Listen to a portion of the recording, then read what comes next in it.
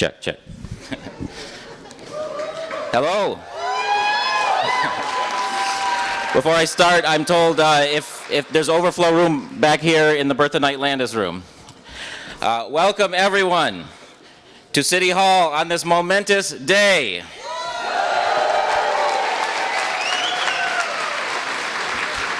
It's so wonderful to see all of your beautiful faces here. My name is Scott Myers, and, thank you. And I am the first gentleman of Seattle. Yeah, thank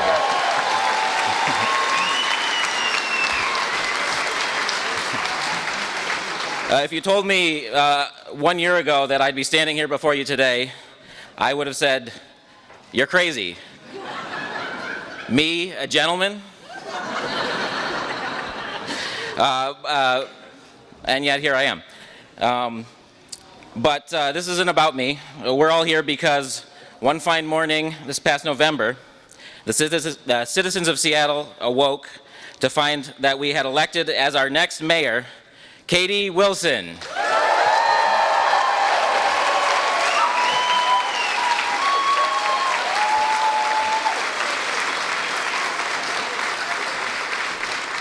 How on earth did this happen? A great change is coming over this country. A new generation is starting to come to power. And we're going to do things differently.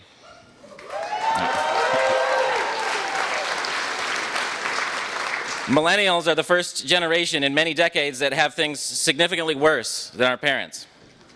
And the next generation is set to be even worse off than we. Is it too much to ask for a life that isn't a constant struggle just to keep your head above the water? Yeah. Is it too much to ask for a place in the world? Is it too much to ask for a future to look forward to? As long as the economy increasingly fails the needs of working people, they're going to look for solutions outside of the status quo. And this has opened up space for people like Katie Wilson to get elected.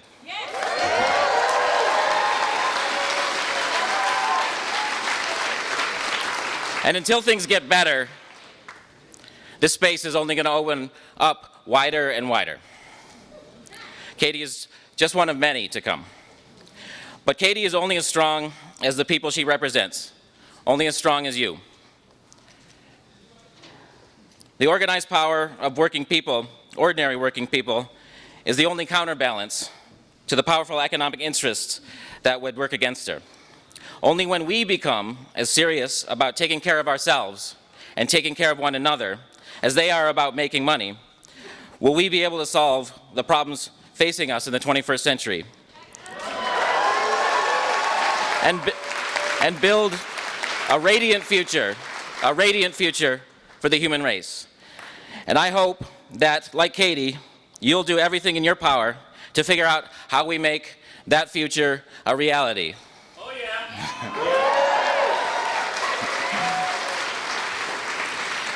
So before Katie takes the oath of office, we're going to hear from a few speakers who have worked with her over the years. Our first speaker is Ifrah Abshir. She's a graduate of Rainier Beach High School. Yeah. And she was a leader in the campaign for the free youth transit. She's now a doctoral student in health services, research and policy at the University of Minnesota. Let's give it up for Ifrah.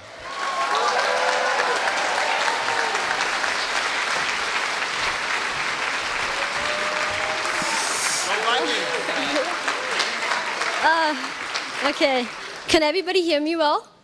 Okay, I'm the first speaker, so I'm very nervous, so bear with me. But it's my honor to be here today welcoming Katie Wilson as mayor of Seattle. Woo! Okay. So Katie and I first crossed paths many years ago, almost 10, long before either of us envisioned this moment, because she was the head of the Transit Riders Union, one of them, and I was a sophomore at Rainier Beach High School. Back then, I just simply dreamed about the bus arriving on time. I walked through my day trying to stay safe, stay quiet, and stay out of trouble. I would practice sentences in my head before I said them, both because I had an accent, but also because I knew that people do not hear everybody the same way. Some kids are allowed to ask questions about the environment, and others are taught that the system is fixed, and survival is the best you can hope for. That lesson did not come from a textbook, rather straight from observing how power worked around me. Because I realized very quickly that this country kind of uses the same playbook: pick a vulnerable group, describe them as a threat, flood the media with accusations, then use the panic to justify collective punishment. Oh, yes. So as a Somali immigrant Muslim American,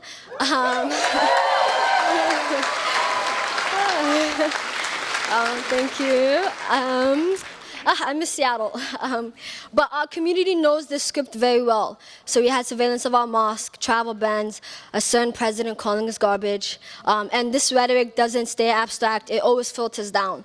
So we've seen these past few weeks people pulling up to Somali daycares and establishments demanding that they prove that they're not committing fraud. They're literally harassing our neighbors and our children because they believe that we inherently are untrustworthy.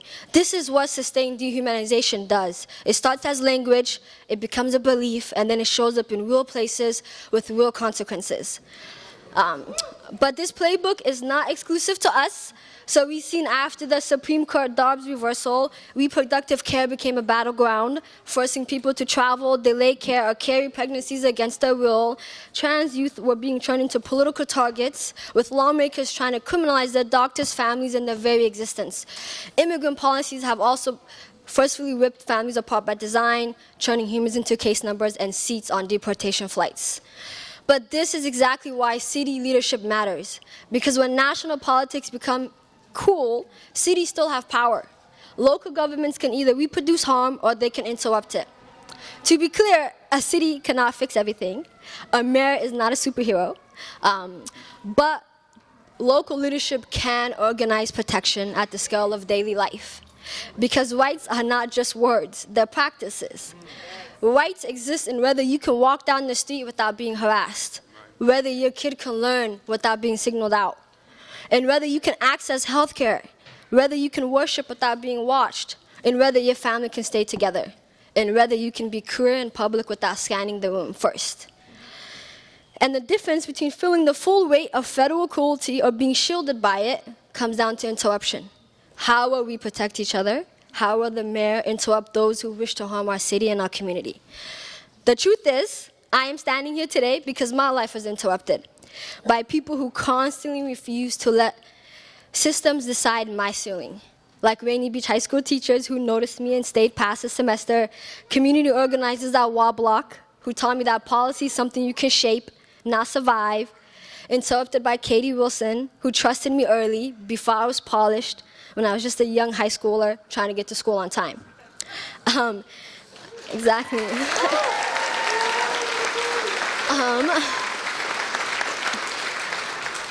And that interruption matters because through Rainy Beach High School work with the Transit Riders Union, we were able to get the city of Seattle to approve Orca cards for students across the city, distributing more than 15,000 by 2018 alone. And it's, yes. And I'll end by saying that it was proof that a dream at a bus stop can become a policy on paper and then a ride home in real life. Proof that you can never be too optimistic. And even after I graduated high school and started at University of Washington, Katie appointed me to the city's transit advisory board, continuing that legacy of getting young leaders in the rooms where decisions are made, even if they're not ready. Yes. And that, ladies and gentlemen, and everybody here, is why I was able to complete my bachelor's, my master's, and now graduating with my PhD in health services, research, and policy.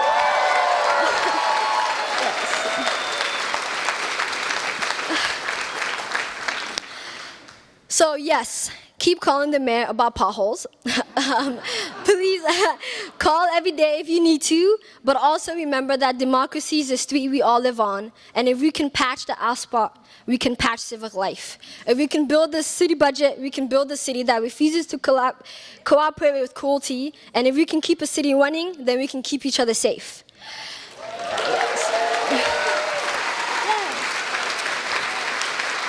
Lastly, Katie Wilson has pledged to defend Seattle as a sanctuary city in practice, not just in name.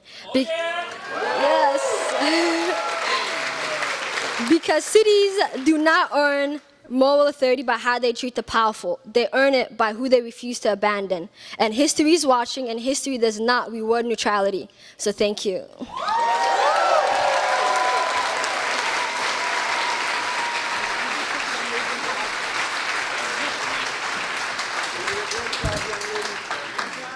Let's hear it for Ifrah Abshir.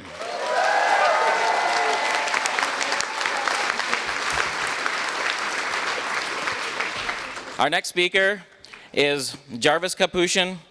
He's an organizer with the self-managed homeless organization Nicholsville. Let's give it up for Jarvis.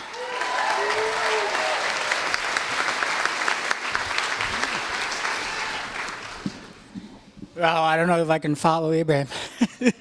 That was great.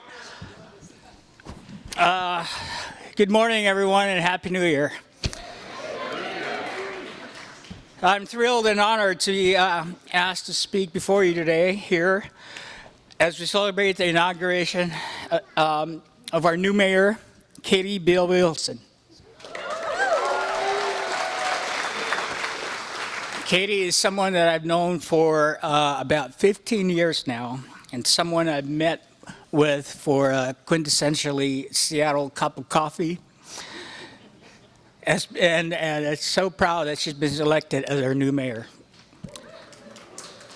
For years, I've been a participant in grassroots self-managed homeless-led organizations, and often we'll meet with elected officials, mayors, council members, and the like. Funny enough, I was just talking to her earlier. We were upstairs in the mayor's office. It's the first time I've been in the mayor's office since Mayor Murray 2 years ago.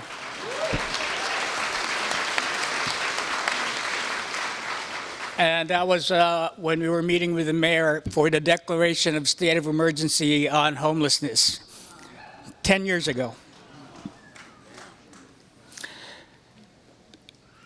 So I'm ecstatic that our new mayor is someone I'm on a first name basis with and consider a friend. A mayor that has been in the trenches with us, so to speak, during the numerous times we did direct action from rallies to sleep outs and advocating for low income and homeless people.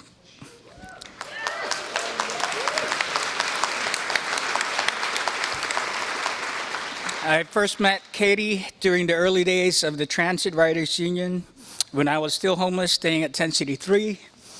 I remember, if I remember correctly, our first collaboration was during the demise of the Ride Free area in downtown Seattle, a program that's been in place for 4 decades.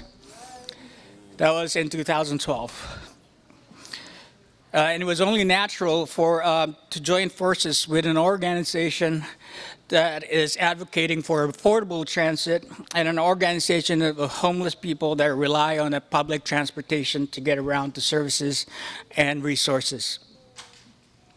At one point, we had to close our shelters due to rising costs and lack of funding. We decided to stick it together and camp out in tents in the plaza of the King County Administration Building. Katie and other members of the Transit Riders Union went side by side with us, carrying sleeping mats and blankets on the sidewalk of Fifth Avenue.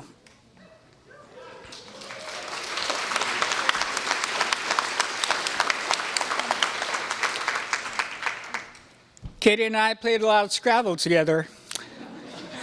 Mostly after brainstorming sessions. Sometimes she'd call me for coffee or a beer just to try and play and beat me in Scrabble. she got me on those two-letter words that are really beyond, you can't really use in ordinary conversations. I think we started playing, though, when she joined our delegation of homeless people to Olympia, when All Home tried to change how HMIS, the Homeless Management Information System, is administered in our state, from opt-in to opt-out. In essence, they try to get rid of informed consent. And they failed because a large delegation, including some of the Transit Riders Union members, joined with us talking to state senators and state representatives. So we succeeded, and informed consent remains in place.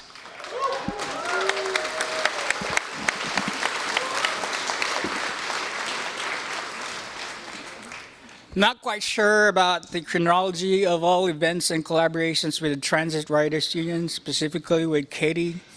At one point, along with Share Wheel, Nicholasville, the Transit Riders Union, SAFE, and Real Change formed a coalition.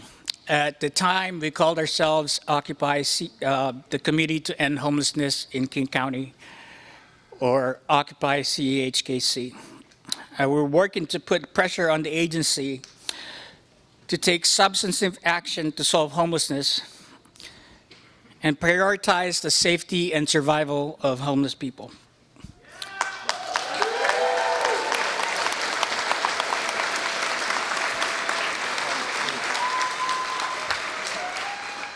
To this end, we made our presence known at the committee's governing board meetings. We weren't disruptive, but we made our viewpoint clear that homelessness is in a state of emergency, and there are more unsheltered people than there are shelter beds available. And without shelter, people die. Some of you may not be aware that KCRHA is the third iteration of our county's continuum of care. First, there was the Committee to End Homelessness in King County, CHKC, and the 10-year plan to end homelessness that ended in 2015. Then it became All Home, and now we have the King County Regional Homelessness Authority. And with each iteration, the goals have changed from ending homelessness with CHKC to making homelessness just rare, brief, and one time with All Home. And with KCRHA now, the goal is just reducing unsheltered homelessness. We were lowering the bar. So during one meeting at CHKC, we held up names of homeless people who had died unsheltered. And at another, we formed a human corridor that committee members to follow into the bird and night Landis room behind me as we stood staring at them in silence. And in all of this, Katie Wilson was a steady presence by our side. Coincidentally, coincidentally, our coalition, the name of our coalition evolved into our city coalition in 2015. The focus was ensuring that homeless people have their input respected regarding a new ordinance governing encampments and tiny house villages. As her campaign motto states, this is our city.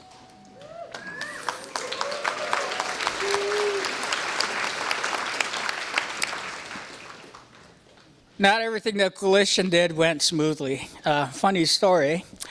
After the Committee to End Homelessness in King County announced that they would have their next meeting at the South Seattle College in Georgetown, a coalition made plans to hold a city council candidates forum, followed by a sleep out at the Hats and Boots Park nearby, and marched to the committee's governing board meeting in the morning. This was the first city council election with the new Seattle districts in place. The forum was terrific, great attendance by the candidates, and an audience basically parked full of homeless people and supporters prepared to sleep out under the summer stars including Katie Wilson and her husband, Scott Myers.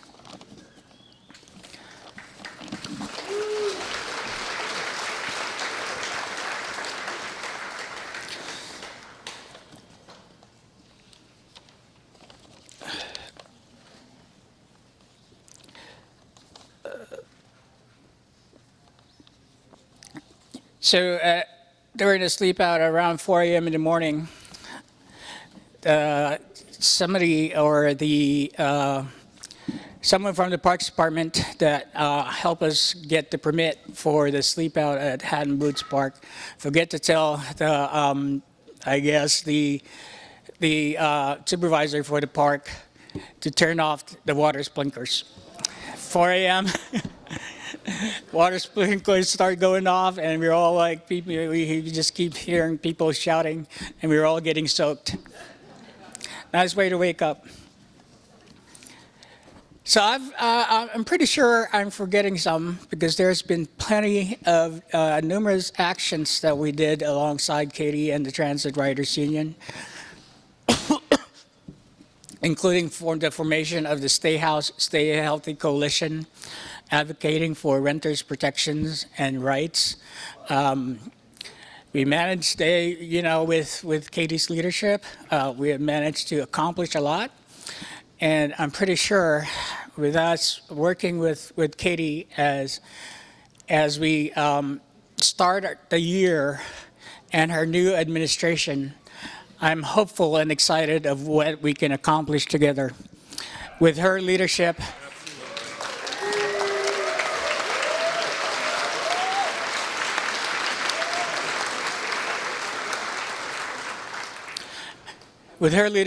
and guided by her dedication to low income and poor people that can barely afford to live in the city, I'm hoping for the next great next 4 years, and hopefully we can address our affordability crisis and finally also address our homelessness crisis to the scale and urgency it deserves.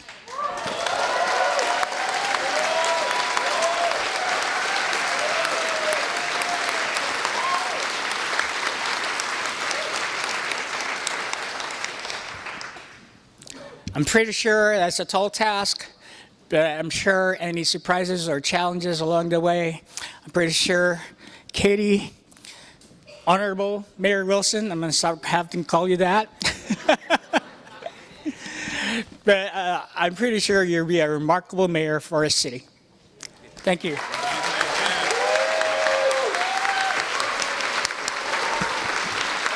Let's hear it for Jarvis Kapushin.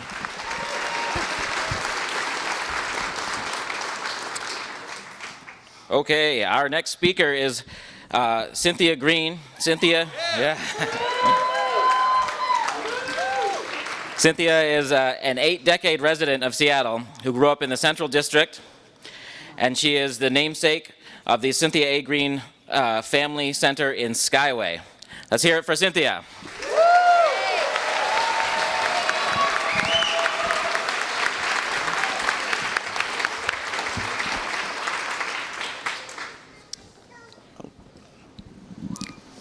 Good morning. Good morning. My name is Cynthia Green, and this morning I have the honor of standing before you as a witness to history.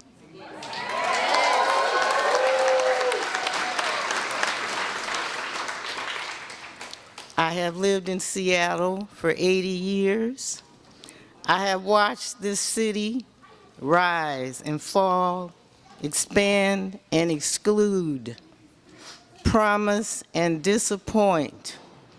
I have seen prosperity arrive with promises and too often leave with people's homes, history, and dignity in its wake. I've seen leadership come and go, some earnest, some ambitious, and some more concerned with being remembered than with remembering the people. Yes.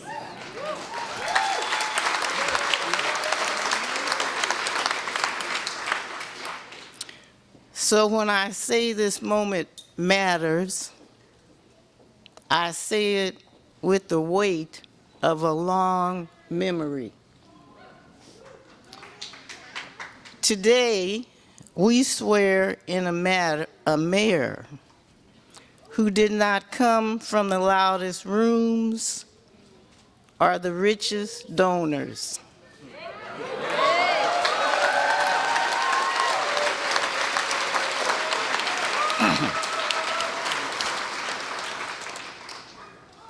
But from the long work of organizing.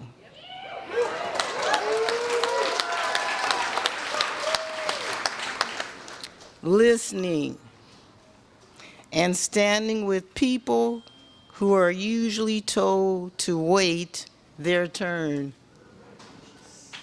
Mayor Katie Wilson.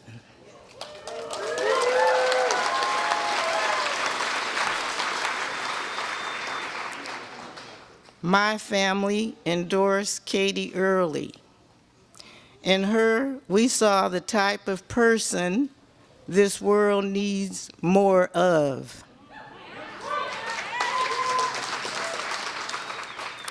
Someone brave enough to risk failure in practice of love and justice, rather than find comfort in preserving a system that survives on unconcern.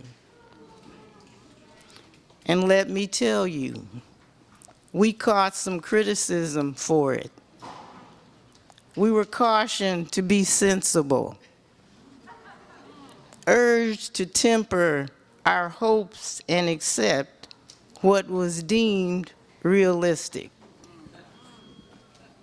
But history has taught us this: realism, accepting a situation as it is, this is often the language of those who have grown comfortable living with inequity.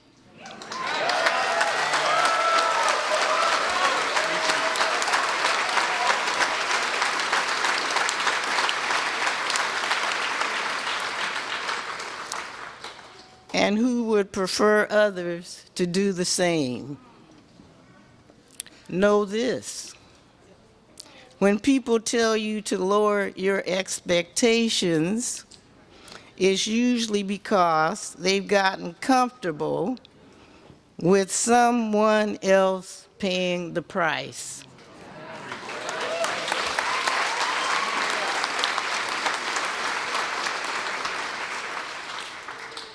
We did not waver because it was time, not just for change, but for a new vision. And the people of Seattle agreed.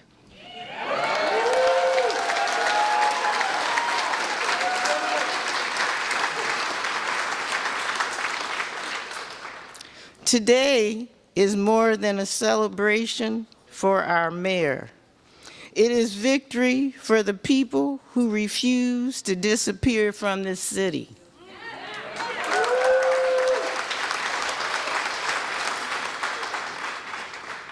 For young people chartering a future clouded by decisions they did not choose. For elders who stayed when staying itself became an act of courage.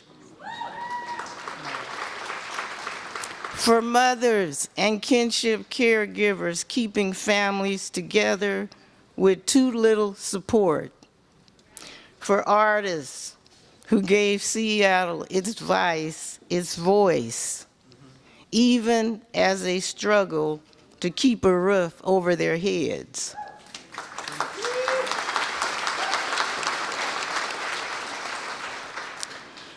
Seattle does not belong only to the powerful or to the ones with wealth collected. It also belongs to the people who love it, labor in it, and believe in it.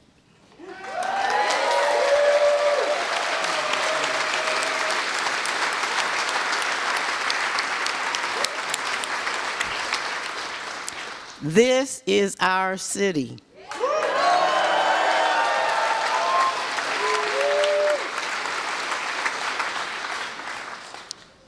Katie has talked about vision from the beginning, a vision for transportation that actually gets people where they need to go, a vision for housing that understands a simple truth, that the people who work in this city ought to be able to live in it.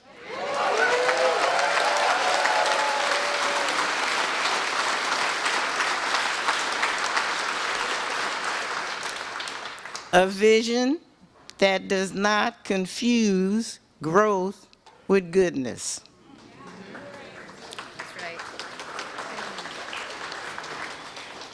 Let me tell you why that matters. Not long ago, I spoke with a grandmother raising her grandchildren after their mother passed. She did everything right, worked when she could, kept the kids in school, paid what she could toward the rent, but when her hours were cut just a little, the rent didn't bend with her, the notice came anyway. That family didn't lose their home because of a lack of effort. They lost it because the system makes no room for care, for illness, or for loss. That's not a personal failure. That's a policy failure.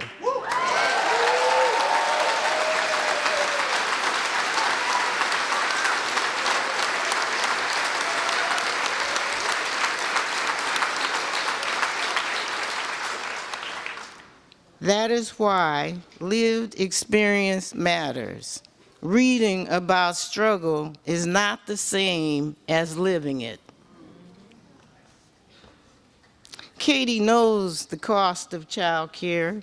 She knows what it's like to wait for a bus that never comes on time.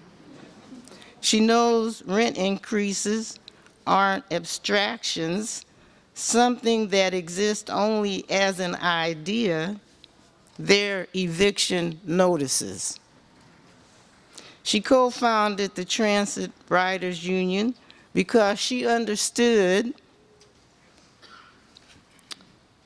that access, affordability, and dignity are not luxuries, they are necessities.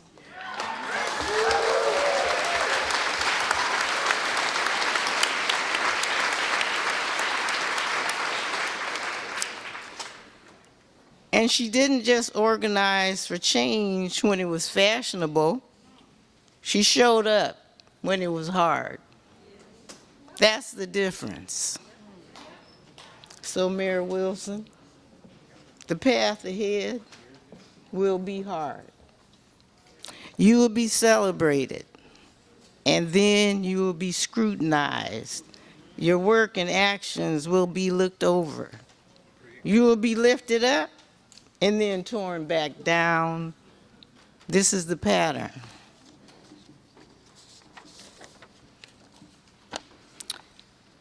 And when those days come, and they will come, I want you to remember this: you are not alone.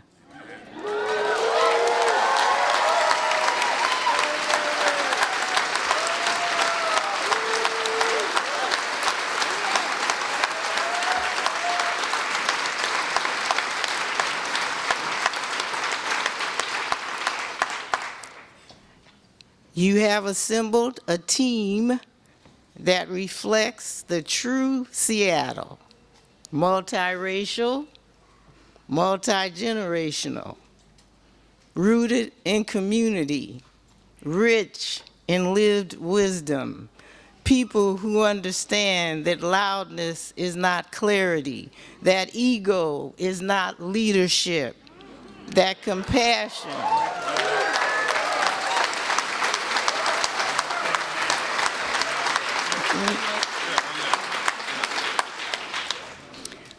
that passion is not weakness.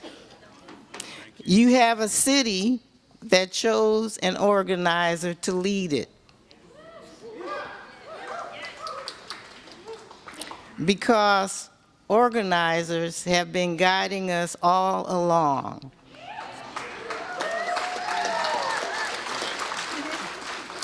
Through mutual aid circles, community gardens, and cultural sanctuaries. Seattle's heartbeat has always lived at the grassroots, and now that heartbeat has a seat at City Hall.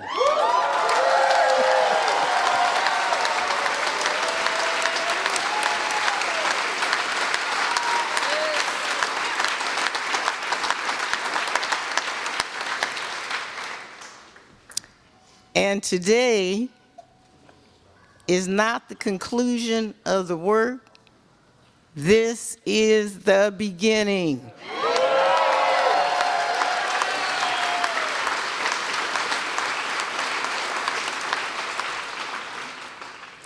For the first time in a long time, I feel that something has been withheld from too many people in this city for far too long. Hope.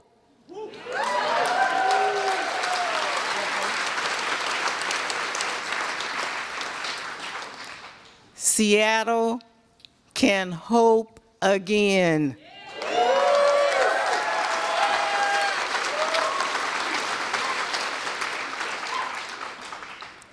Hope that no future worth building can be purchased with the suffering of the most vulnerable.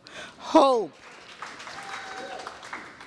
insists that leadership is not serving the few while managing the many, but the responsibility to hold the whole, to govern with love, integrity, and truth.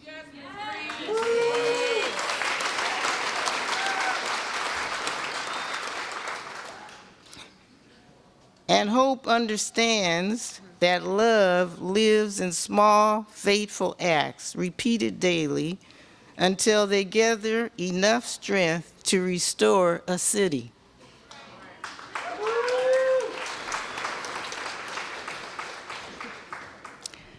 Seattle is not finished. It is a place still becoming, a city waiting to be born again.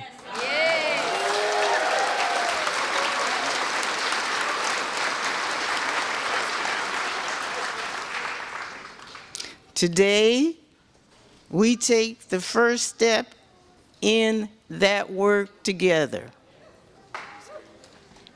Mayor Wilson, we placed our trust in you with clear eyes and committed hearts.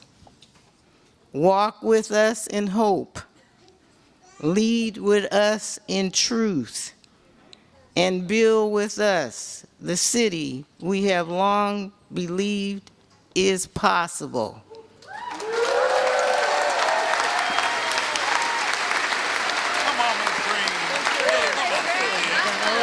Okay.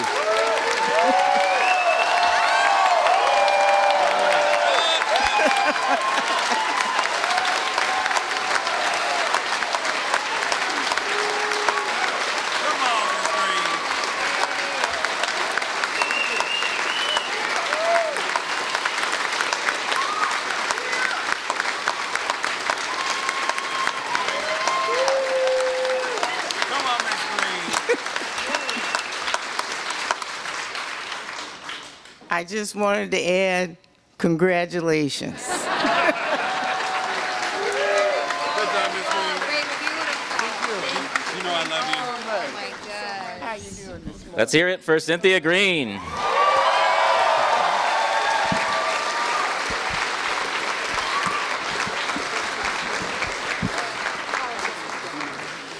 All right, our final speaker before we get to the oath of office is John Burbank, he's the founder and retired executive director of the Economic Opportunity Institute. Let's give it up for John. Try to speak up if you can.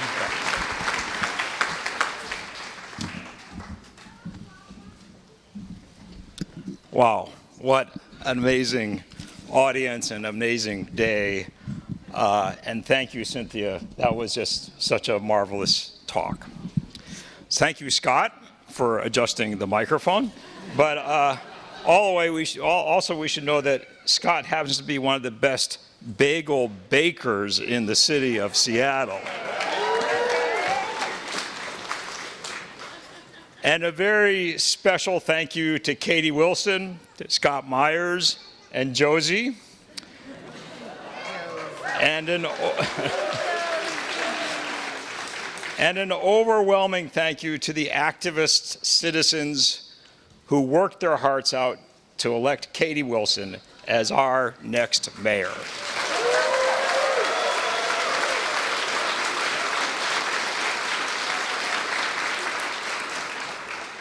Katie ran her campaign with a theme of, "This is your city." And you embraced that theme. You built on it, and you made it real. Now, we must celebrate the fact that this is our city.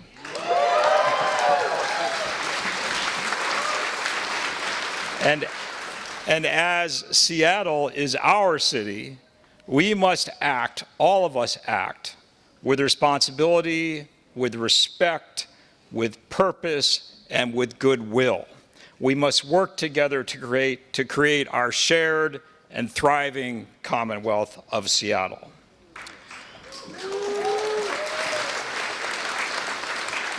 We cannot sit back and simply cheer our new mayor. We cannot just celebrate Alexis Rink, Dion Foster, Erica Evans, and Eddie Lynn. We know that Mayor Wilson and these newly elected leaders will work hard to create equity, justice, and well-being for all of us. But to make that a reality, all of us must participate.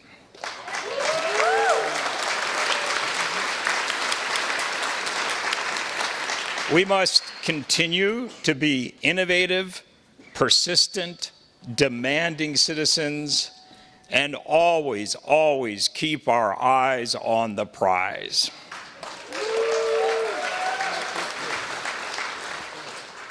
Katie Wilson and Scott Myers bicycled to my office in 2011, coming in, dripping water off their rain gear and onto our carpet, and eager to develop and trade ideas about how to make Seattle a better town for working class people.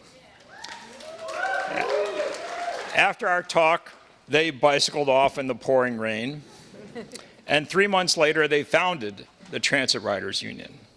And thanks to them, and to you, and to you, the Transit Riders Union became a small, powerful, dynamic organization that did not just talk about things, but instead made actual policy progress.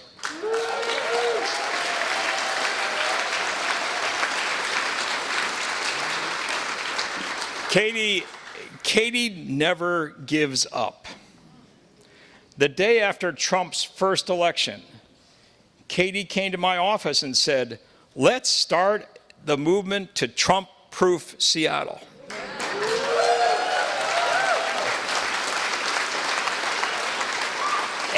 And she did, and we did, getting the city council to unanimously pass an income tax on the affluent. And while that was stymied in the courts, it set the stage for progressive taxation, thanks in large part to Katie Wilson.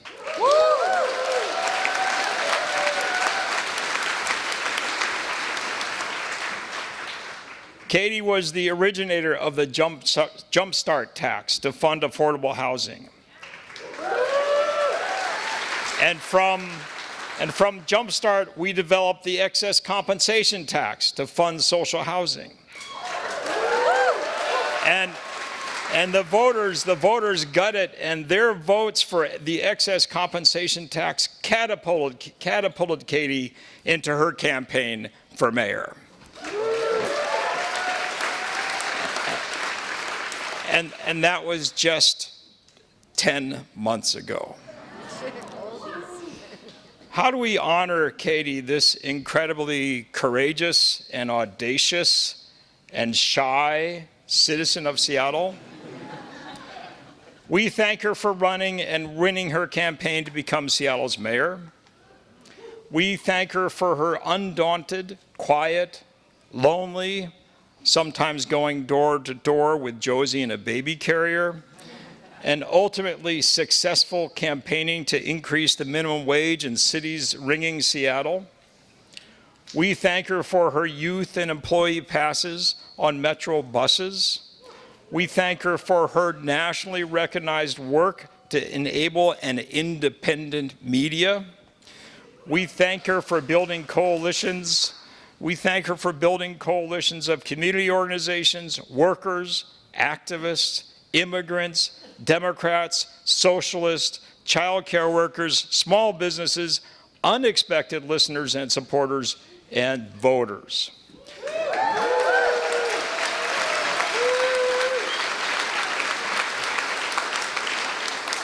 We thank Katie for listening, as she did on election eve, doorbelling in Ballard, when a man came to the door and said he had just had enough of politics and candidates and government. And rather than turning around, Katie listened and wanted to talk with this man. Most of all, we thank her for being authentic, unvarnished, and her own wise self, Katie Barrett Wilson.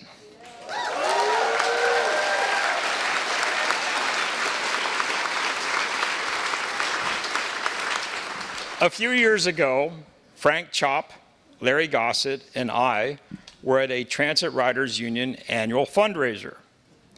We talked about the urgent need for a new generation of progressive leaders. Now, Frank is no longer with us, Larry is retired, and I'm just a speaker. So we tried, and we tried to create progress with incremental victories in an overwhelmingly powerful corporate context. So we can't say that Katie stands on our shoulders, because that is not a very strong platform for the future. What we can say is that now is the time for fundamental, systemic, and universal progress to build the commonwealth and well-being of our city.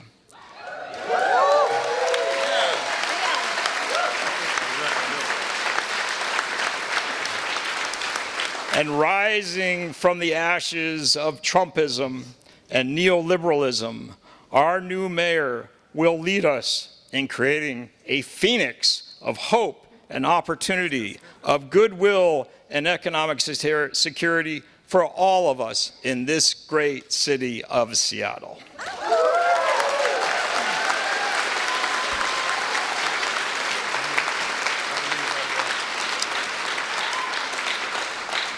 In closing, I would like to mention one more of Katie's qualities. Over the past decade, I baked and delivered pies and cookies to Katie. And Katie has a very healthy and almost always eager sweet tooth.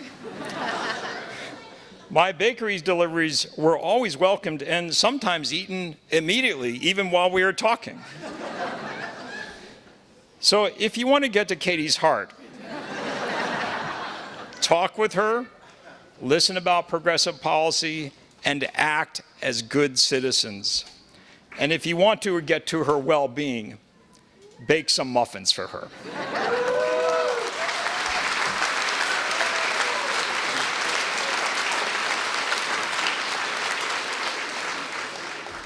It's such an honor for me and for all of us that Katie is our new, wonderful and wise mayor.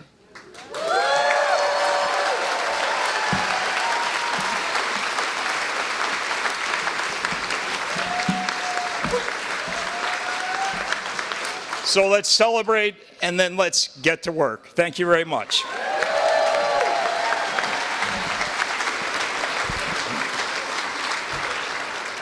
Thank you, John Burbank. Okay, now it's time to get on to business and administer the oath of office. I'd like to introduce Pauline Vancinas. Pauline is a founding member of the Transit Riders Union, and since 2020, she's also made a name for herself as the Transit Fairy. She's going to administer the oath of office.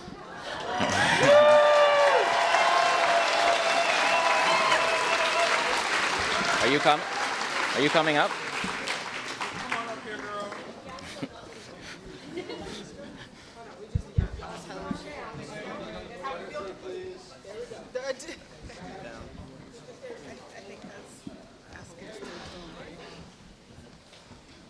This is Pauline.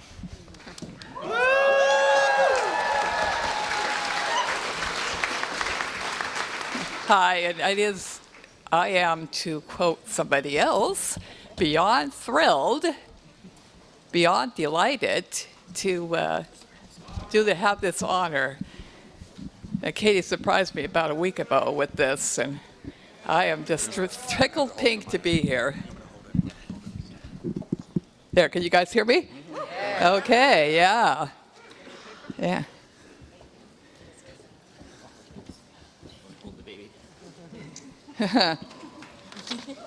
So I think be it with as soon as. Yeah, as I said, I am absolutely thrilled to do this. So without further ado, Katie. You got it? Okay. That's okay. Katie, please hold up your right hand and repeat after me. I, Katie Wilson, swear. I, Katie Wilson, swear. That I possess all of the qualifications prescribed in the Seattle City Charter. That I possess all of the qualifications prescribed in the Seattle City Charter. And the Seattle Municipal Code. And the Seattle Municipal Code. For the position of Mayor of the City of Seattle. For the position of Mayor of the City of Seattle.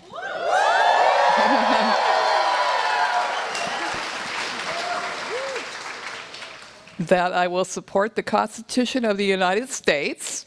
That I will support the Constitution of the United States.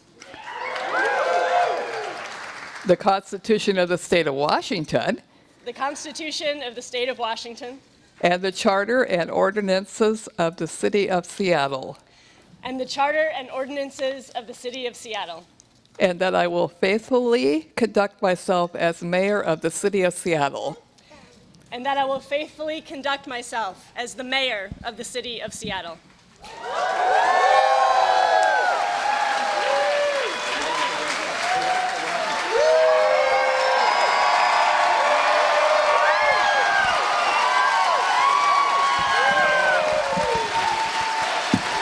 Hey, your new mayor, Katie Wilson. Katie, woo!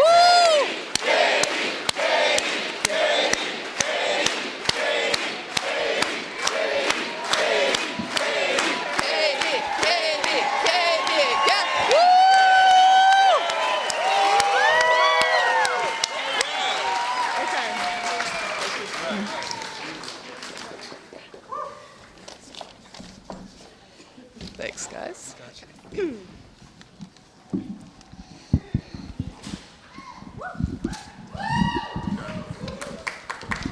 Yeah, just a little bit higher, I guess. Yeah. Yeah. Hi, everyone.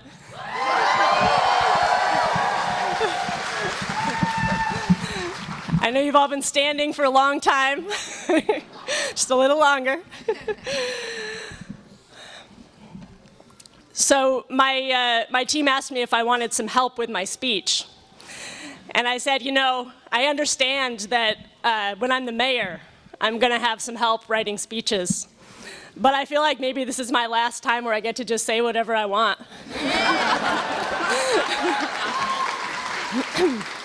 So y'all are getting an unvetted speech here. I can feel some waves of anxiety. It's going to be okay. It is such a pleasure and an honor to be here with all of you today. I look out and I see so many people who have played a role in getting us to this place of promise and hope. I see friends and colleagues and family. I see people I've known for years, and others I just met this year, and many others who I don't yet know. I see people whose names are known and celebrated, and others whose work is quiet and behind the scenes, but no less important. I see fellow organizers. I see union members. I see tech workers and baristas. I see city employees. I see elected officials. And I know there's at least one former mayor here. I see young people and elders. I see people whose families have lived here for generations, and others who maybe just arrived to make Seattle your home. And to all of you, and to everyone watching from afar, and to all of the people who could not be here today because they are doing the hard, unsung work that makes Seattle run, I say, this is your city.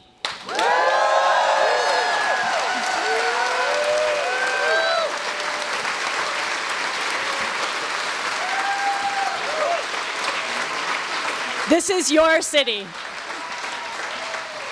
This is your city, and as your mayor, I will work every single day to make that not just a phrase, but a living reality.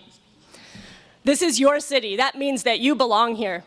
You have a right to be here and to live a dignified life, whatever your background and whatever your income. But it also means that all of us have a shared responsibility for this place and for each other, because Seattle is what we make of it together.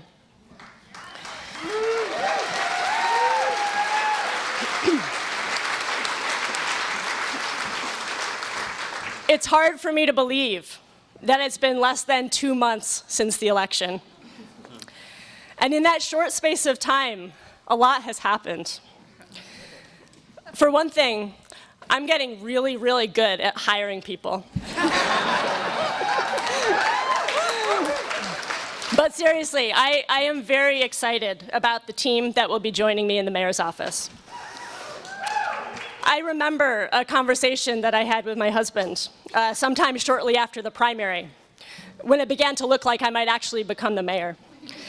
And we were talking about what qualities are important in hiring staff, a subject that we obviously knew a lot about. In the end, we concluded that the most important thing is character. Someone might share my vision and my worldview. They might be competent and experienced and effective. But if they're not in this work for the right reasons, if they don't have enough self-awareness to reflect on their own motivations and rise above themselves when needed, then that's not a person that I should put in a position of power.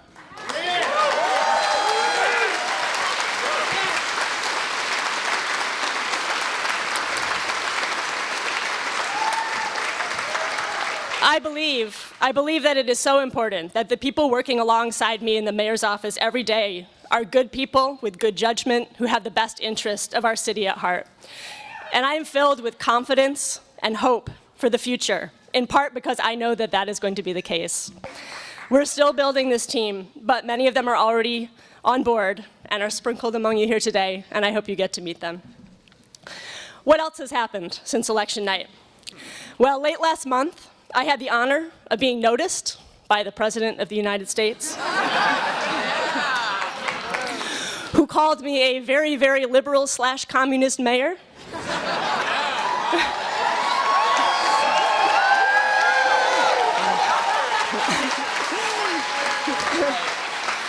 It's nice to feel seen. That's all I'm going to say about that. And earlier this month, we launched our transition team. So this team is composed of about 60 volunteers, community leaders, and experts in their fields who are helping to turn many of the issues that I campaigned around into actionable plans and recommendations for my administration. Many of these people are also here today, some of them behind me, and I want to say a few words about their work because I am very proud of what they're doing. So sometimes mayoral transition teams can be a little bit performative. You select a bunch of people with names that other people recognize, you put them in a big room, everyone says their piece, they feel important, you feel important, and then everyone goes home. I really hate that kind of thing. I don't like wasting people's time. So as a community organizer, I decided to do things a little differently. For our transition team, we chose people who are willing to roll up their sleeves, put in real time and labor, and expand the tent. So these 60 people have been hard at work, reaching out to a much wider circle of advisors across the city, building relationships and gathering insights. And so far, in just the few weeks since we launched, they've collectively talked with over 700 more people.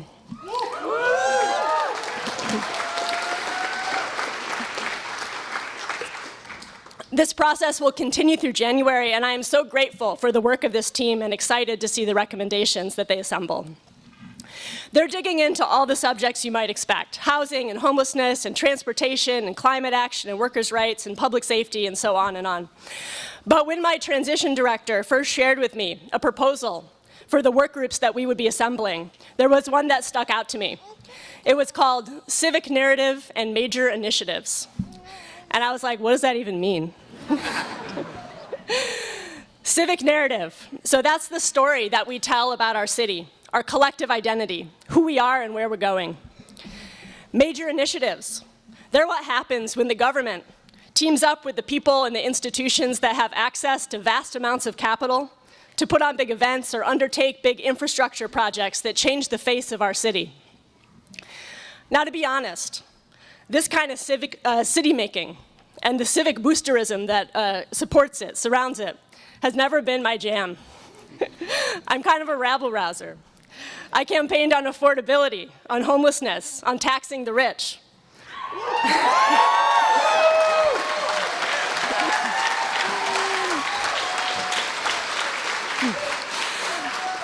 I've spent my career organizing with the people who often get left out of those official narratives. But now I'm the mayor. And it's my job to channel excitement for major projects. And not just that, I have to genuinely care about them enough to exercise good judgment and make the best decisions possible for our city. And so I had a little bit of a crisis of conscience. Can I do that? Can I be the mayor of the waterfront and the World Cup and the stadiums and the Seattle Center and the Convention Center and any other centers we might decide to build? Well, I have some good news for our city. Yes, yes, I can.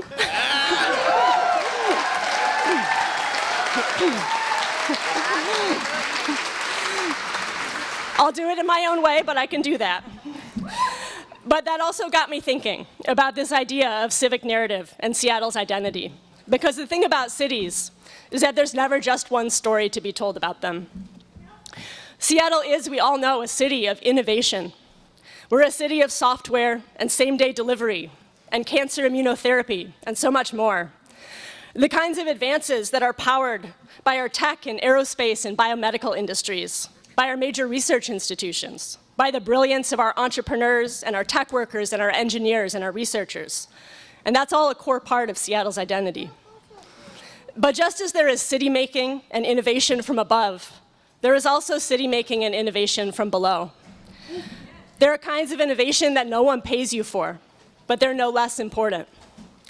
Because Seattle is also a city that has been home to pioneers in jazz and rock and grunge and hip hop. We're a city of music and literature and the arts. And yes, of course, you can make money in those fields, and some people make a lot of money. But usually before you make any money, there's a long period of not making any money. Of pursuing your calling just because you're in love with it, because you see or hear or feel something that no one else does, and the act of creation gives your life meaning. No one gives you venture capital to become a musician or a sculptor. or to start a small brick and mortar business, to bring something new to vacant space and enliven a neighborhood. And I can tell you from personal experience that no one pays you to start a transit riders union.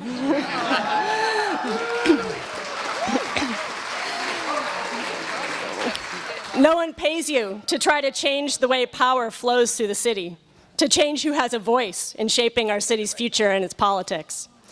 And these kinds of innovation from below are something that I am afraid we are at risk of losing because it is so hard to afford to live in this city.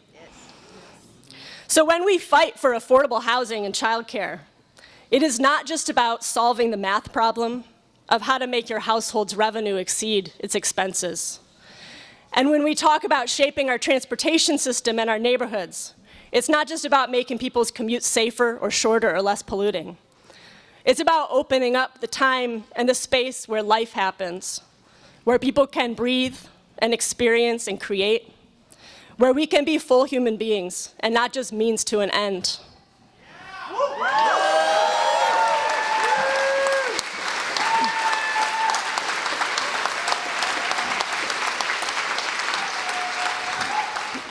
I want to live in a city that honors what you're doing when you're not making money.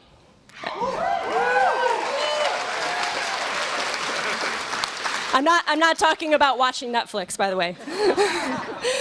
I mean the time that you spend with your kid at the playground or caring for a sick friend. I want to live in a city that celebrates the labor that people perform voluntarily, like someone, the transit fairy, who spends all day cleaning up bus stops, even though no one is paying her to do it. A city that values the pursuits that create beauty and community, whether or not they ever turn into careers. A city that thinks that you should have time to read a book and lay on the grass staring up at the clouds. Because we need bread, but we need roses too.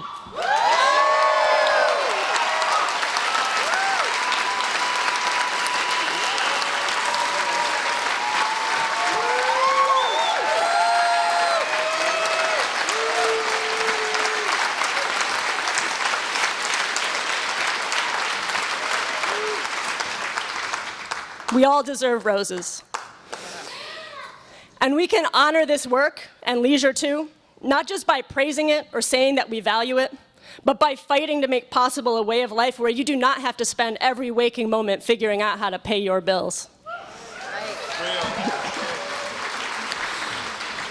Where you don't have to work multiple jobs to support your kids, where you can raise a family in an apartment because the city is your living room and the park's your backyard and the grocery store is a short walk away.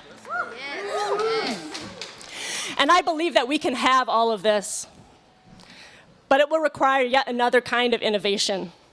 Innovation at City Hall. We are in a moment that calls for vision and ambition. And also, I know that the necessary foundation for ambition is trust. And there is no more important part of my job as mayor than to build up deserved trust, your trust in local government. And that means listening and responding, solving problems and getting results. That means making true, tangible progress on problems like homelessness, where progress has eluded our city for so many years.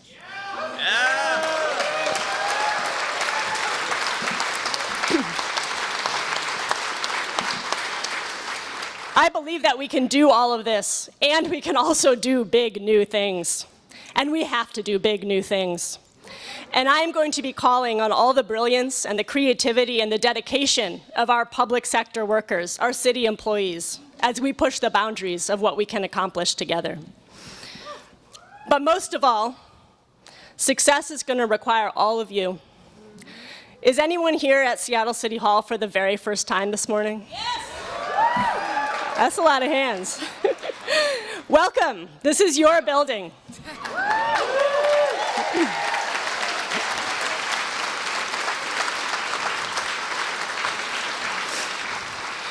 This is your building, and I'm going to need you to come back here again and again and again. Because the progress that we need to make is not just handed down from City Hall. That's not how power works. That's not how power has ever worked. We would not have an 8-hour day or a minimum wage or Social Security without workers organizing and fighting for those things.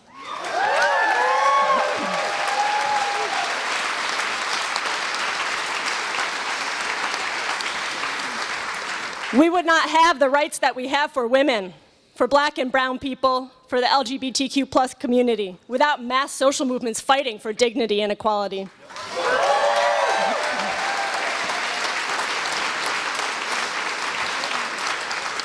These things have never been given to us without people organizing and demanding change from those in positions of power. And the same is true here in Seattle. We wouldn't have some of the strongest tenant protections in the country without renters organizing for those laws. And we wouldn't have free transit for youth if students at Rainier Beach High School hadn't stood up and made that their fight.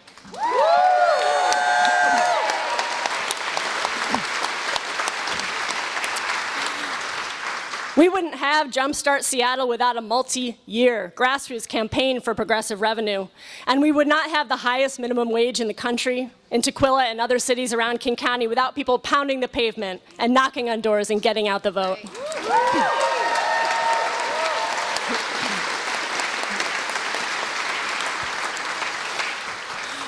With all of you is where this power lies. And that is why I intend to govern in a way that creates space for organizers and ordinary people to do the work of pushing our city and our society forward toward realizing our highest and best aspirations. Because I know that what I am able to accomplish in office will depend on what you are able to build on the outside. This is your city, and I am so, so proud to be your mayor.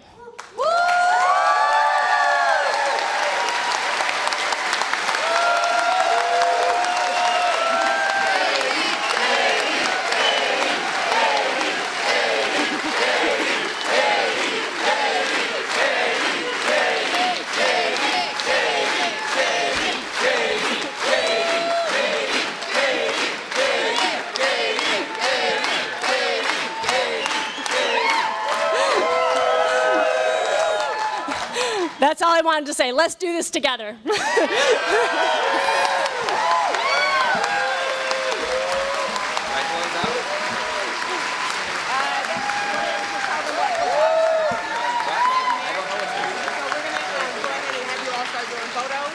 gonna have the family first. Okay. So Mayor, if you don't mind. So maybe you just tell people we're doing photos. Oh, don't worry. Okay. You're the first gentleman. We got this.